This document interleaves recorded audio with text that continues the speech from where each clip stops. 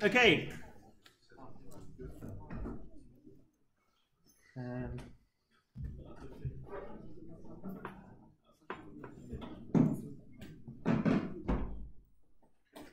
Okay.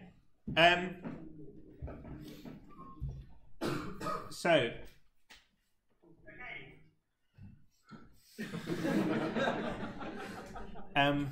Yeah. So I've given out your marks. So just to be clear, to get your marks, you go on to the assignment and click on it as if you were going to submit a new assignment. And then you click View Assignments Already Submitted, and you'll see then my comments. Go through the whole thing. I have commented on every mark of why I gave that mark. Unfortunately, because I have to mark so many assignments, it didn't give me the time to be positive. And I am sorry about that, but what I want to make sure is that you know how to do better next time. So I've kind of given you the reason you didn't get the next higher mark. Overall, I was impressed. These were very good. They were better than last year's. And also I was impressed by how many people submitted it the day before. That was very good. So I think there was like, at least 70% of you, 75% submitted it the day before the deadline. So that's like unusual and good. But the reason I did those so soon is because I want you to use my feedback to help you with your final assignment, your initial document on Wednesday. So look at the more general comments I've made about things like milestones not being specific enough, okay, which I said for a lot of people, on referencing styles, okay, that came up a lot. So have a look at that and use that for Wednesday. Right, that's why I wanted you to get it now. So today we're going to be talking about, back to the lectures, membership, authorization, authentication. So this is securing your web application using user identity. It's the most simple first step in making a web application more secure, is to require your user to log in, so you know who it is. In the vast majority of cases, you'll want your different users to have different levels of access, or you have elevated users and people who can do things some people can't do. And more advanced applications have a radically different user experience depending on your role.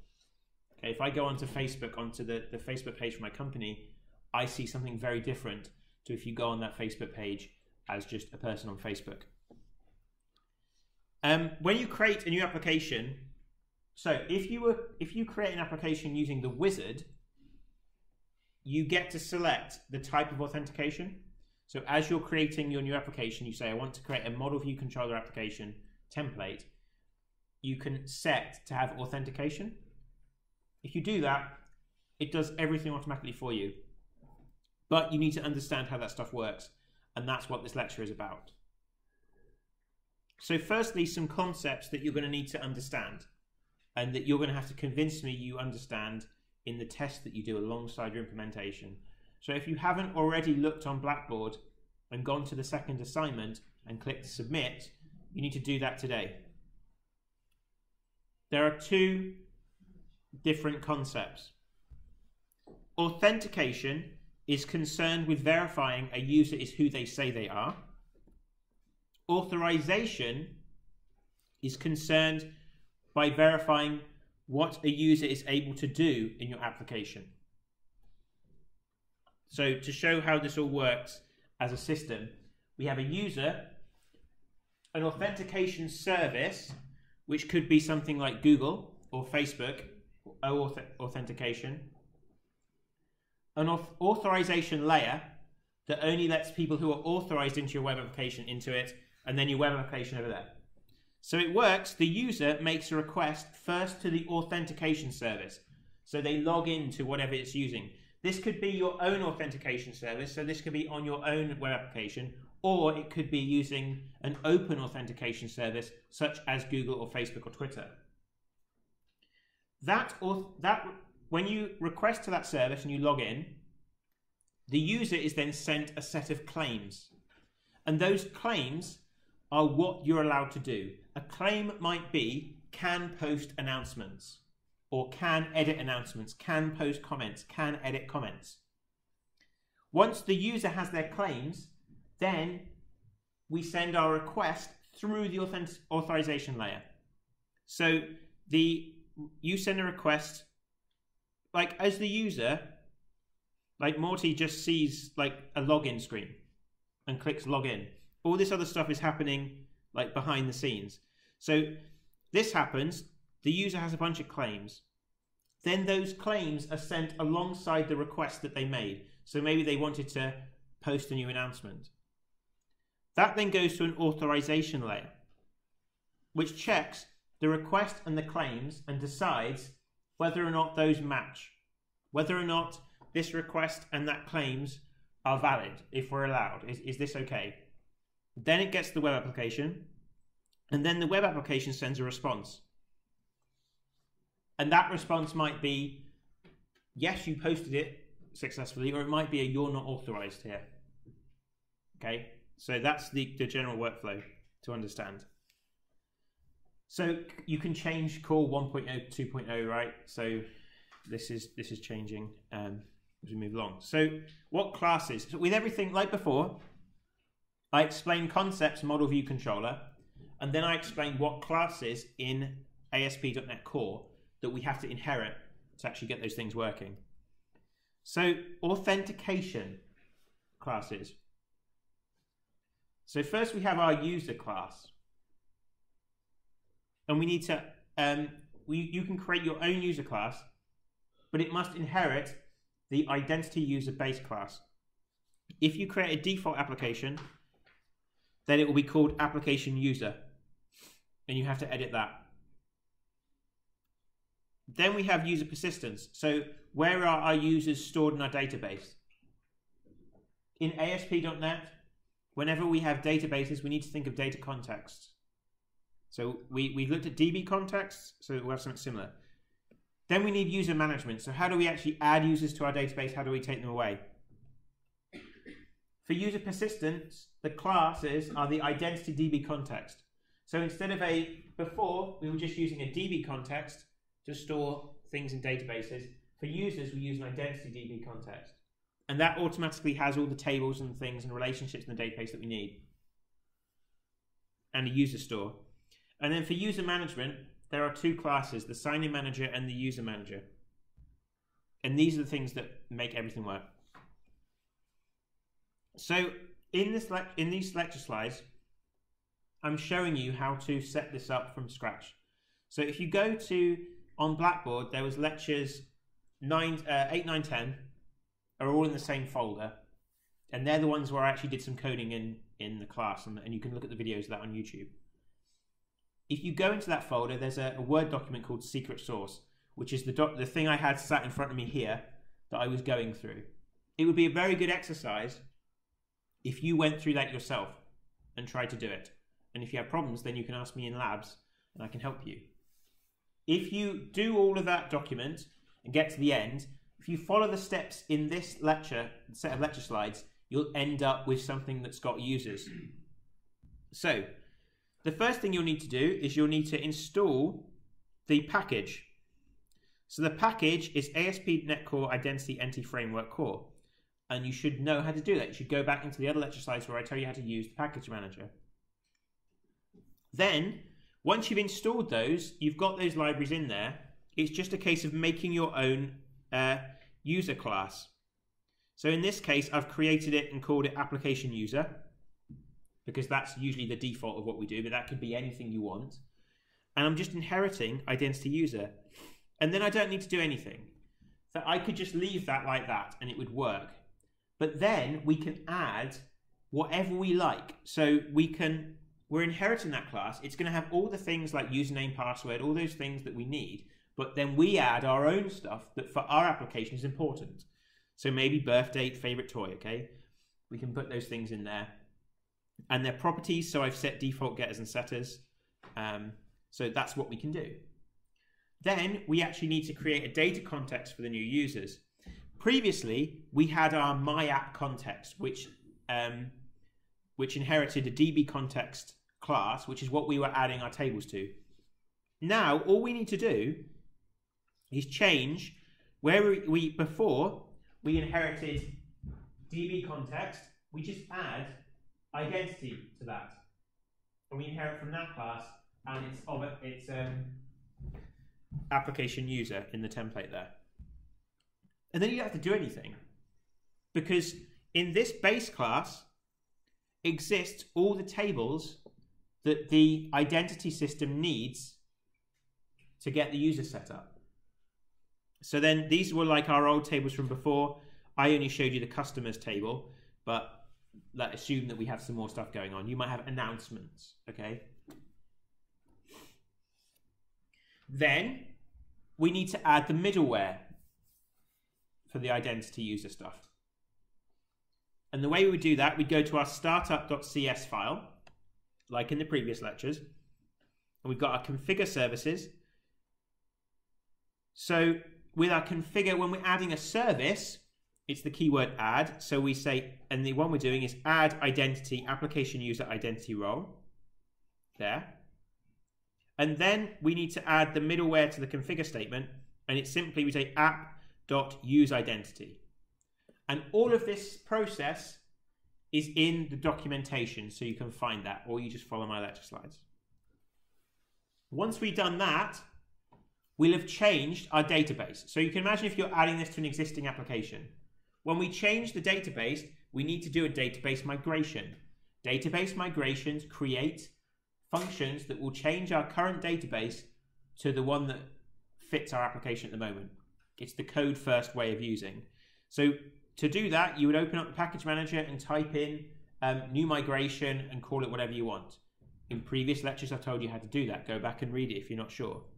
If we were to do that, we could look and it would create a method that has this in it. And if you look at what's happening, it's creating a table, ASP.NET users, and it's adding a bunch of information. So the birth date was something I added to the class, but the rest are all parameters that are in that base class application user. So all of those are added, and then if you update the database, which in the package manager you would just write update database and it would run that. Yeah. Sorry, where does favorite toy come from? That came from here. No, from here. So I added favorite toy. So that was to illustrate the fact that I can add my own parameters to this identity user. Sorry, is the one that we're inheriting. The rest of the parameters come from this base class there. And then if you then run to update the database, you would see that all these tables would suddenly be in there. So your database would be ready. The next step then would be to write a user registration page. So to do that, we would create a view model because we want to avoid over-posting risks. So our view model, if you can imagine someone coming to your website and they're signing up for the first time, the information you ask for them, let's just say, we're going to do it really basic. So in this register view model, I'm putting all the information I want the user to give me when they sign up. It's almost like I'm building a form in this model because it's a view specific model. So it's a model I'm writing for a specific form. So I've called it register view model. I've got the email. In this case, the identity ASP.NET identity uses email address as the username. So bear that in mind. That's the way that the system is set up. So I would stick with that. So I've got an email, and I've added data attributes here.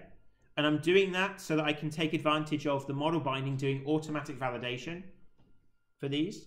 So I'm telling it that email is required. I want everyone to enter an email address. It's an email address. I've given a maximum length 256. This is something that is determined by the identity system. So I'm putting that in there so it won't break. And then giving it a display name of email address. So then I could use a strongly typed HTML helper, and it would automatically put email address in as the human readable name. And if you don't know what a strongly typed HTML helper is, watch last lecture. Okay, that's what I talked about then. So password is a password that's required, minimum length, maximum length, and then data type, I'm telling it it's a password. So then that will realize, oh, there's a password here, so I'm not going to show you characters. And also, some phones, if you navigate to things on your phone, they will recognize password boxes and they will do something different. Sometimes you might notice when you go to a password, you go to type in a password, sometimes you don't have your predictive text show up. And that's because it cleverly knows, oh, it's a password. So I'm not going to want to start writing things in. And even things like email, right? Your keyboard sometimes changes based on the box you've clicked in. And it's because someone has given this extra information. So display name password, and then also we've got here confirm password, which I've got compare. Remember the compare attribute checks that two parameters are the same. So when we're creating a password, it's super bad practice to just have one password box, because if someone types a typo, they will never know what their password is. Okay, so we do. You guys should have experienced this at some point signing up. So that's a view model. Then the registration page is pretty simple, because a lot of this is done automatically by all of these data attributes that we put in. So this is a razor page. So I've said the model that this view should expect is a register view model, this class. And then I'm just saying I'm setting up using attribute helpers or tag helpers here. I'm saying ASP4. So this is a label for the email in this model. Input for email in this model. Validation for email in this model. And then I'm doing the same thing, just like Control-C, Control-V. And then IntelliSense will know all of the different properties of this class, and it will automatically type these in for you. When you just type the first letter, it will auto-complete it. And then a submit button. And that's it. That's it. So that's the form, the model. So we've got the model, we've got the view. Now we need the controller. So the controller, we've looked at forms before in controllers. Okay, we did a very simple form where I could create a contact and it got added to a database. So this is slightly more involved, but it's the same thing. It's just adding layers of complication. It's the same thing. The first thing is, if you remember last time or a few lectures ago, well, I've defined here a new controller, account controller. And the account controller has two properties. Guys, don't talk in my lecture. So the constructor here, I'm taking in a user manager and a sign-in manager that are being put in here through dependency injection, which is something I talked about a few lectures ago. So if I go back to my startup, it will be added in here somewhere. So, well, in fact, you don't need to add it in, because that as soon as you add the services, then it'll work. It'll take this as a constructor. So we're adding in a user manager, and sign-in manager, using dependency injection. Go back to previous lectures to see about that. I'm just setting them to the private parameters for this controller. And then I've got first a register action, controller action, that is just a get. So it's expecting a get. So this is actually going to return the view, and it's just going to return this view, which is the form. Then I can create a task, which is register. And the register is the same, it's an action result, but it's a task because this is going to happen asynchronously. Because this is going to have to send off and check some things in some databases, so we're making it asynchronous. You can have a little research into this idea of having tasks. It's not essential, but you can have a look at what that means in your own time and decide whether that's relevant for you. So this is now going to be a post request. So this form, we're saying method post here. So we need to tell, using the data attribute, tell the controller action that you're expecting a post. The input is the register view model. So model binding is going to automatically sort this out for us. We first say if it isn't valid, we return the view with the view model. And because we wrote here validation for email, when we return that view, it will look at the data that was in the model that was sent at it. And if there's any validation information and errors, it will display it there. Otherwise, we want to create a new user, and this is how you do it. So you say user equals new application user, username equals the view model email that came in here, email equals view model email. So you can set your own, you don't have to do the email thing, you could change that here, but by default, if you were to let Visual Studio set up the templating for you, it would be email addresses used as your username. So then we use the user manager, which is here through the dependency injection.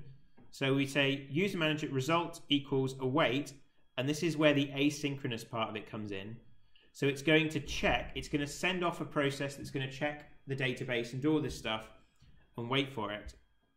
So create async user VM password. So this create method in the user manager, you pass it a user and their password. Okay, so the user we created here, a new application user, and the password we got from here. This then results in an object that has a bunch of information in it. So we can say if results succeeded, then we created a user and let's log them in. So we can do await sign-in manager now. We're actually signing someone in, sign in, user, and then false. And this false here, that's whenever you have a tick box on a website that says remember me. So if I set that to true, then the sign-in manager will remember this user. So that's what that means. So you could add a form that actually, you could add to your view model a Boolean that is remember me. Okay, and then get that in this whole process. Then we're going to redirect to action. In this case, we just want to redirect the user to the home page. But we could set this up, and I showed you this in one of the earlier lectures. There's no reason we couldn't have an extra part of this view model as being the page that they came from. So we don't just send the new information, we actually send as well a URL that then we redirect the user back to. But we'd need to send that information with our form. Okay, so we could also do that. We could send the information so we know where they came from and we can redirect them back to wherever they were. And then we can actually, there's a result.errors is a collection of errors, and we can, if we want to, if it doesn't work, we can loop through that, add it to the model state, and then return the view model with the model state back to the user, and we would see all the errors. And that, like, try and, in your own time, work through that and see if you can understand the processes. Another good exercise to do would be create a new project. When it asks you for the template, don't click empty, click model view controller, and then there's a little box that says authentication, click on that and say user accounts. And it will set up what the software engineers at Microsoft think is the best practice for doing this whole thing, and it'll be done for you. And there's no reason why that couldn't be the starting point of your project, because this bit is all kind of a bit complicated. So you could use the tools that are there for you to create a project with all the user stuff working straight away if you do it through the templates. And again, that's like, the onus is on you to be at the lab sessions to ask me for help or to look for documentation, because that's a skill you need to learn, and the only way to make you learn that is to kind of push you in the deep end. And like, I know that sounds tough, but It really is the best way of doing it, and hopefully you'll thank me eventually. Okay, so that's kind of, once that's all working and you've got that going, then what you've got is a simple situation where users can sign up to your thing. But then, how do we store this stuff? And this is an important few slides on security. And a few people did something really wrong last year and they got 0. And I told you this on the first lecture, is that this matters, okay? So, like, if you become a web developer, you are responsible for people's data, and that matters, right? If you lose someone's password, that's like bad, obviously, and also you would be liable. If you lose someone's password and they lose money because of that, if they can pay for a lawyer, they can probably sue you. And so you need to get this right. And so if you get this wrong, I can't ethically let you pass. Like, I shouldn't be letting people who get this wrong pass the module, because you shouldn't be going out and becoming web developers if you can't get this right. It wouldn't be right. It'd be like letting a civil engineer who can't make a Lego tower go and build a bridge. Okay, it's exactly that kind of importance. So if you register some users, there's a database where you store user stuff. This is the thing you shouldn't do, is storing passwords in plain text. And if you do everything properly, that won't happen. Is there a question? Okay, that if you do things properly, using the systems, it won't happen. What happens is when people decide they don't turn up to my lectures and then they don't know how to do this, so they quickly write their own way of using logins and stuff and make their own databases up. So actually it's more work to do that wrong. Because if someone gains access to your database, which happens a lot, then they would have a list of passwords. They just download the database, do a couple of SQL commands, and suddenly they've got a list of everyone's password because it's just stored there in plain text. And there are some really big name companies that do this. And if you go to that website, you should have a look. And if there are any websites on there that you're registered on, you should unregister. The university does store some passwords in the plain text also. Yes, and I think the university isn't very good at this stuff, as I have pointed out on many occasions. Okay, and you should complain about that quite loudly. So, password hashing is the way we get around this. So hash algorithms I've talked about before, they're one-way functions that turn a small bit of data into a fixed length fingerprint that cannot be reversed. You cannot get from a hash back to what you put it in. So the way that we get around storing plain text passwords is like this. A user creates an account. Their password is hashed and stored in the database. The raw password is never stored or written to anything. And when they log in next, the password is hashed locally on their computer and the hash is sent to the website. And then the hash is compared against the hash on the website. Your plain text password never goes anywhere. And that's a simple solution to this problem.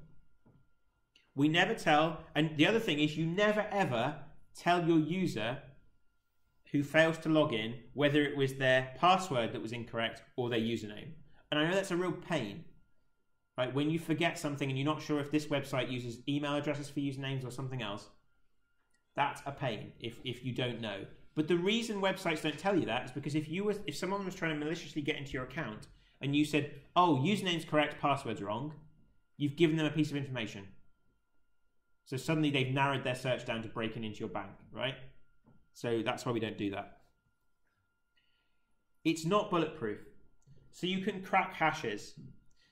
The most kind of like brute force way is just trying every single possible string to find a password. So like they get your bank up and they just go through one by one, you know, AAAA, AAAB, and so on, okay? You can't secure against those. You just can't. Like eventually they'll find a string that works, but you can make things more difficult and you can make it inefficient. So you can make it so there's so many strings they have to test that it's not worth their time. One way of that people use to speed that up is to have lookup tables. So they will look at the hashes of some very common passwords. So password or PA55 word or whatever. and they will look at those and they'll use some common hashes to get the hash for those ones, and then they just use those, right? So they then have just a narrower list of things. Then reverse lookup tables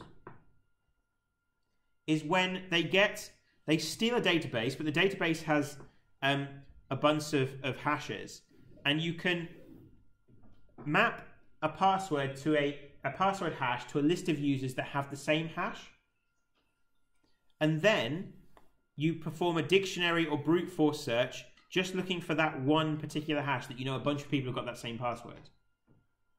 And then you've got a bunch of people with the same password, and you can go to their other accounts and do what you want. I'll let you, I'm not going to read that in your time. So a way to improve against this is salted password hashing. So most of these methods that I said previously exploit the fact that the same password has the same hash. So we want a system where the same password has a different hash each time. And the way you do that is with salt. So what you do is you append a random string to the end of the password, and then you hash that. And that's the hash that you send to the server. And then to check it's correct, you have to store the salt. So you have to know what that added bit to the end of the password is. And that could be done simply in the database or hidden in the actually hash string itself. So you can send that along with the hash. You don't need to keep the salt secret because each user will have a different salt. So the first time you sign up, you'll have a salt that's associated to you. And then the attacker can't use pre-computed lookup tables. And you can, if you're not sure exactly how that works or you can't see how that works, look at that website because that will explain it better than I just did. So never store passwords in plain text. Never try and implement your own hash function. It will be rubbish. It won't be as good as someone else's. ASP.NET uses salted hashing to store passwords, so use their solution. And they're not overly, they don't go around telling you exactly how their system works, because that probably isn't a great thing to say. But it is open source, so you probably can find it. Okay, so we looked at a user sign-up page, which is what I explained previously. And again, if we're doing this correctly and setting up our system correctly, all that stuff will happen automatically for you. So now, creating a user login page. So we've got our view model. So because we're having a new page now, this is different to our sign-up page, so we need a different view model for it. So this is not a new user, this is an existing user. So our view model is email, password, and then we'll have our Boolean there, remember me. We don't need the password twice. Like when you sign into Facebook, you don't have two passwords to make sure they're the same. We just need the one. Again, we're doing the same thing. We're just saying, setting up a form. We're telling it it's the login view model, and we've got all the parameters here. And we also have, I've put an action link here that goes to the register page. So if you don't already have an account, you can immediately click register. And then this is the controller. So we've got the normal kind of this action just gets you the form. It's a get request, no inputs, so it just returns the view empty without anything. Then the post, this takes in a view model. If it's not valid, we return it to the form with all of the validation data. Then we ask if the user exists. So we say, so we're using the sign-in manager, password sign in, email password, the remember me. If result, I can't remember what that false is. So when you start typing it out, it will tell you what that is. This is why it's important. Like memorizing things is useless.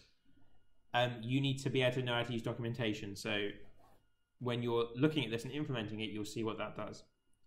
If succeeded, then we redirect to home. Again, we could be sending in, as well as that view model, we could be sending in data of where the user wanted to sign in. So instead of just sending it to the home page, sending it back to the page they care about. Otherwise, we add an error to the model state and return that. And we could add some more probably you don't want to add too much information. Like we don't want to say this user doesn't exist, because you've got to think if someone's trying to attack your database, you might just want to say was not right. So that's the authentication. So that is all just authentication. Now we actually need to do authorization. So what can the user actually do in your application now they're signed in? And it's super easy to do. So it's done by applying attributes to controller actions. So if we have a controller action, like we had the one, it could be adding a model to a database. We simply add the authorize attribute to that method, and only people who are logged in and authorized will be able to do that. And that's it. In practice though, it's better, and so in one of the rubric boxes I say follow good practices with regards to authorization and authentication. This is what I mean. It's better to make the default behavior to require authorization for every method. It's up to you, because it's quite a high mark to get that one, to look how you do that. It's to do with setting up, it's to do with the startup.cs file. Okay, there's a way of doing it there. Is you say, by default, I want every single action in my web application to require authorization. Then you go in and you say which ones you're going to allow anyone to do. So you might, obviously, the sign up for an account. You don't want to be authorized to do that because you haven't got an account yet. And the reason that's better practice is because if you forget something, it's better to forget in the way that doesn't allow someone access than forget in the way that allows someone who shouldn't have access to have access. So we can also check in a controller. So you can use the user object. So whenever you've got users now, if you've installed all these libraries correctly, you can just grab the current user by doing user.identity, and then we can just do is authenticated. But that isn't the best way to do it. You should do it using the attributes. You can even do the attribute for an entire class. So you can do authorize on top of a whole controller, and it will automatically do everything at a controller as being authorized. So hopefully you're probably thinking about, okay, well that's everybody is authorized, right? If you've got an account, you're authorized. But what you want to be doing is, I want certain people to have different privileges. So how do you do that? There are different, so first I'm going to talk about the kind of design patterns of authorization. So one design pattern would be, you manage your authorizations based on usernames. So you said, if username equals Sean Walton, or Tom Owen, and then list every lecturer in the university, then allow them access. Okay, that's dumb, because that's a silly way of doing it, right? Because you'd have to write huge lists, and you need to change your source code if people change their name, right? It's bad. You could do authorization based on roles, which is probably what most of you will do, but it's not. There's a better way as well, which no one does for some reason. So here you would say lecturer, student. Okay, the roles. So this is a lecturer, this is a student. And then in your application you say, okay, well, lecturer can do this, student does this. But then what that happens, these kind of generic groups like admin or not admin, you start ending up in a situation where you realize, oh, there's something else. Actually, like, I want to be able to, some people need to be able to have access to do this, but it doesn't make sense for lecturers to have that access. Okay, I'm going to have a super lecturer who is someone that has even more access. And then like 3 or 4 months down the line, you're like, oh man, I've got this other thing that those people probably shouldn't have access to, but we need someone, our super lecturer. And it gets to this kind of super admin.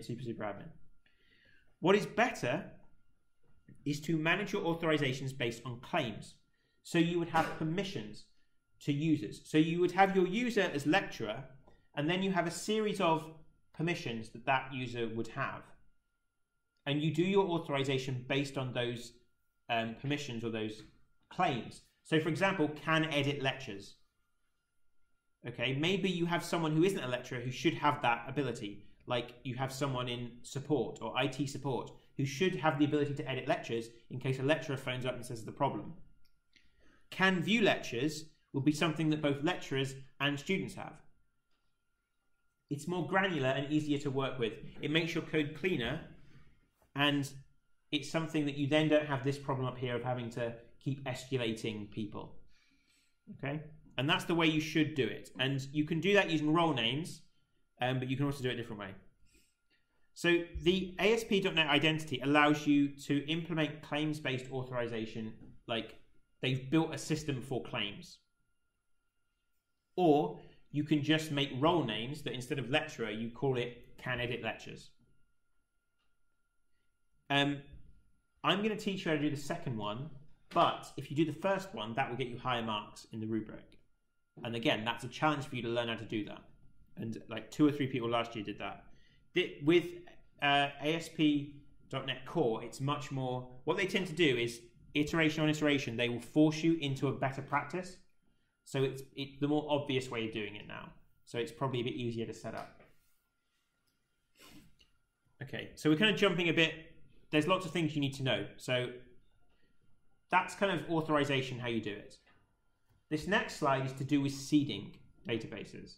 And this is something you need to do as a basic requirement, is I want data to be in your database.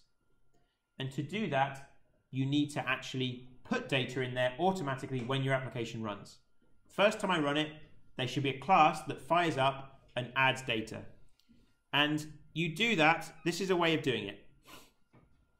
So we can create a static database initializer class to initialize the database, and then run it in startup, because startup will be run to start with. And this may look like, hopefully if you read this afterwards, you'll see that this is actually quite simple.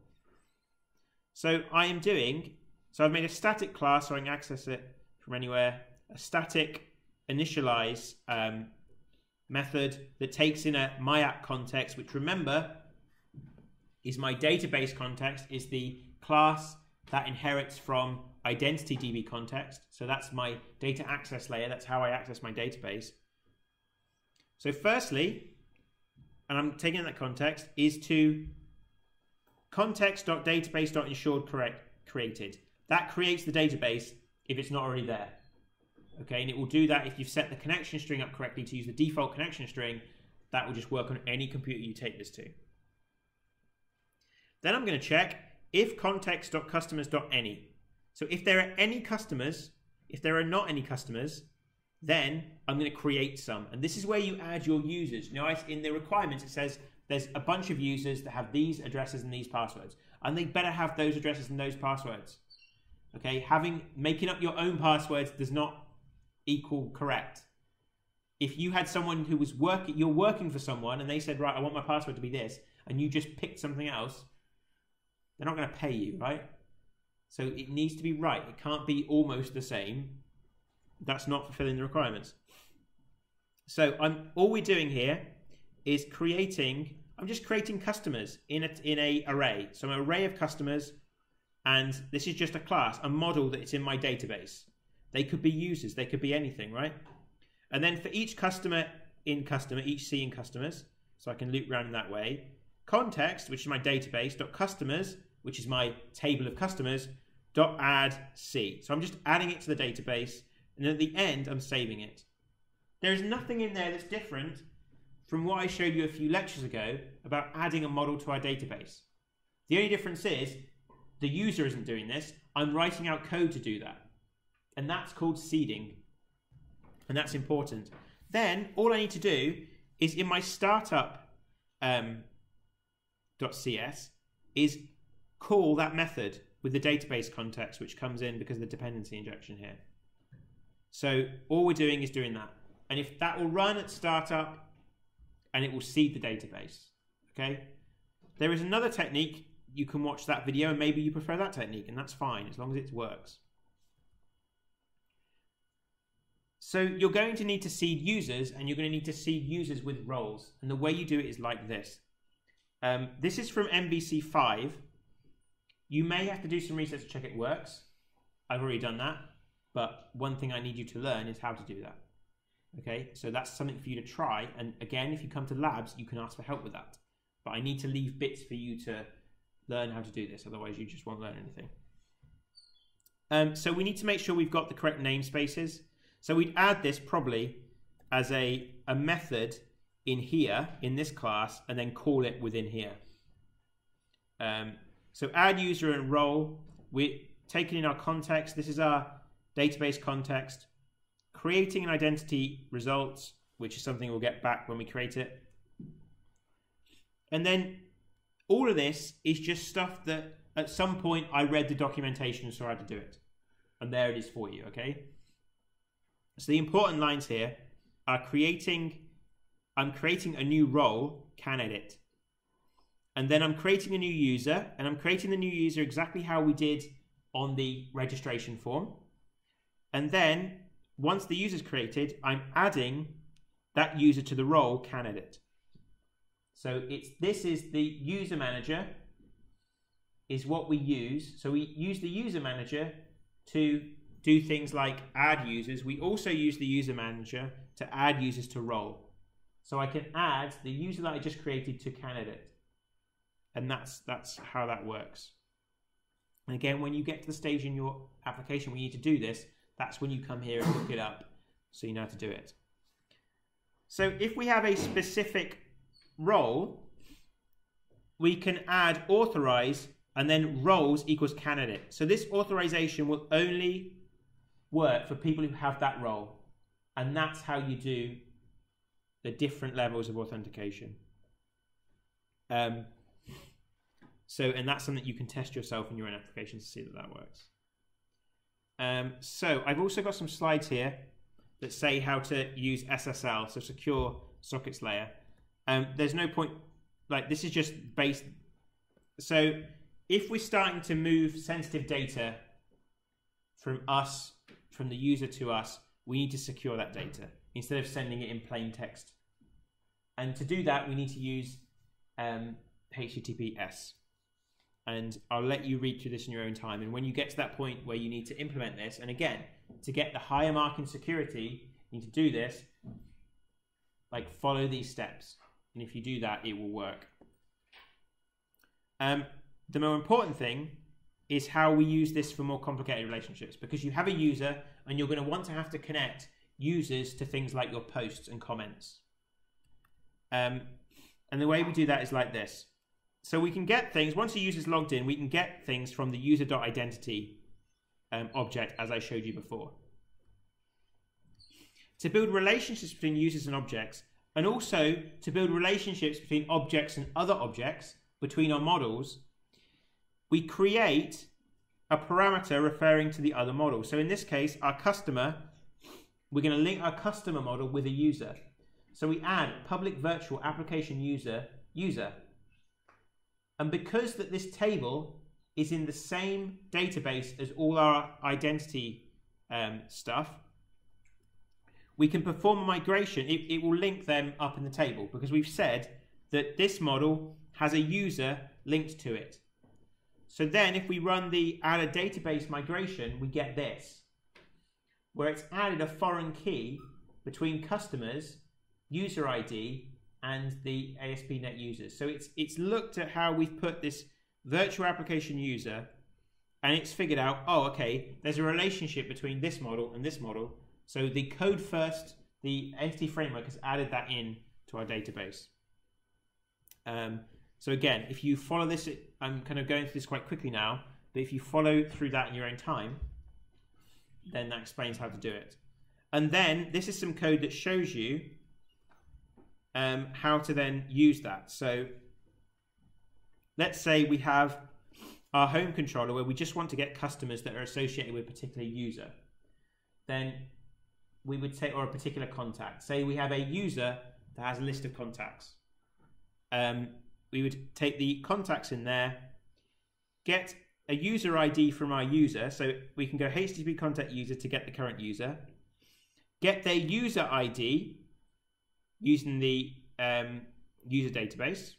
So getting the first user that matches the user ID. Then set the contact user is the current user, add that to the database and save changes. So what this will do is our contact model has a user parameter in it, and we're adding it there and then saving changes to the database. then to get just the contacts where the user is the current user, we can use our language integrated query. So we say database, our data context dot context is the table, dot where, and we've got a lambda expression, user equals current user, because if you remember, in our model, we have our user parameter, where user equals current user, and then toList converts that to a list, and we're just sending it to our view, which is something we did a few lectures ago. If that was all rushed, don't worry. My plan is, so I'm finally getting fiber internet on Wednesday, if it all works, is I should be able to, when we finish lectures, I'll do a live stream from home where I go through that process. Because I didn't get time to do a video tutorial, so I'll just do it live.